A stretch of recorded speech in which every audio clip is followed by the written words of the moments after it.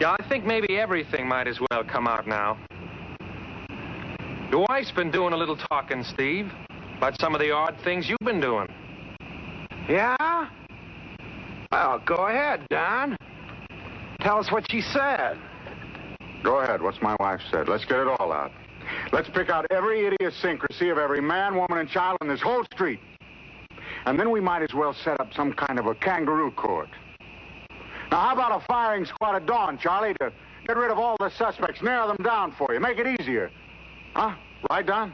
Well, there's no need getting so upset, Steve. It's just that... Well, Myra's talked about how there's been plenty of nights you spent hours down in your basement working on some kind of radio or something. Well, none of us have ever seen that radio.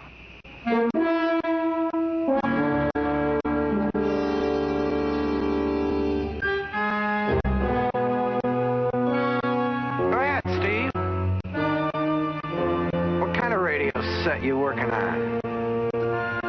I never seen it. Neither does anyone else. Who talks to you on that radio set, and who do you talk to? Well, I'm surprised at you, Charlie. How come you're so dense all of a sudden? Who do I talk to? Well, I talk to monsters from outer space. I talk to three-headed green men who fly over here in what look like meteors. Steve, please. A ham radio set, that's all. I bought the book for him myself. It's just a ham radio set. A lot of people have them. I'll show it to you. It's down in the basement. No.